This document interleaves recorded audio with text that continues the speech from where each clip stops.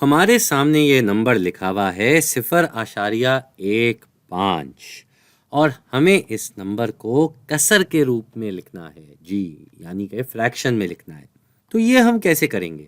سب سے پہلے تو ہم اس نمبر کا جائزہ لے لیتے ہیں۔ یہ نمبر 0 سے شروع ہو رہا ہے اور پھر اشاریہ لگ رہا ہے، اس کا مطلب یہ نمبر 1 سے چھوٹا ہے۔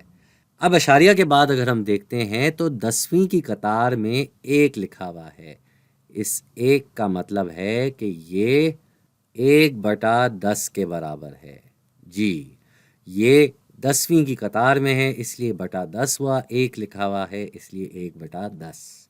پھر ہم یہاں دیکھتے ہیں 5 لکھا ہوا ہے، وہ بھی سوا کی قطار میں، تو یہ 5 کا مطلب کیا ہوا؟ یہ سوا کی قطار میں لکھا ہوا ہے تو یہ ہو جائے گا 5/100۔ بٹا 100 اس لیے کیونکہ یہ سوا کی قطار میں ہے، اور 5/100 اس لیے کیونکہ 5 لکھا ہوا ہے اسی قطار میں۔ تو ہمیں کیا کرنا ہوگا؟ اس کو کسر میں لانے کے لیے ہمیں ان دونوں کسروں کو جمع کرنا ہوگا تاکہ ایک کسر میں ہمارا جواب آ جائے۔ اب اس کو نکالنے کے لیے، دو کسروں کو آپس میں جمع کرنے کے لیے ضروری ہے کہ نیچے والا نمبر برابر ہو۔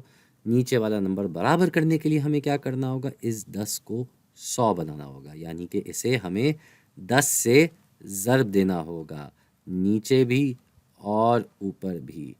تو اب یہ کیا ہو جائے گا؟ یہ ہو جائے گا بھائی 10/100، یہ ہو جائے گا 10/100، اور اس میں ہم جمع کریں گے 5/100۔ تو یہ کتنا ہو جائے گا بھائی؟ یہ جمع ہونے کے بعد ہو جائے گا 15/100۔ 10 میں 5 جمع کریں تو 15، نیچے 100 ویسے کا ویسا رہے گا۔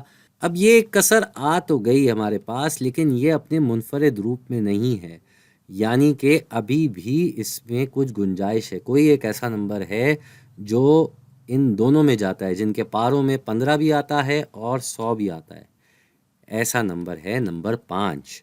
تو کیوں نہ ہم ان دونوں کو 5 سے تقسیم کر دیں۔ ہم یہاں بھی 5 سے تقسیم کر دیں گے اور ہم نیچے بھی 5 سے تقسیم کر دیں گے، جس کی وجہ سے ہمارا اب کیا جواب ہو جائے گا اس کسر کا؟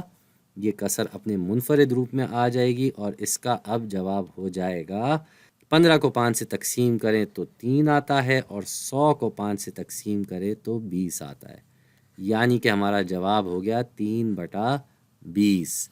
یہ آ گیا 0.15 کسر کے روپ میں۔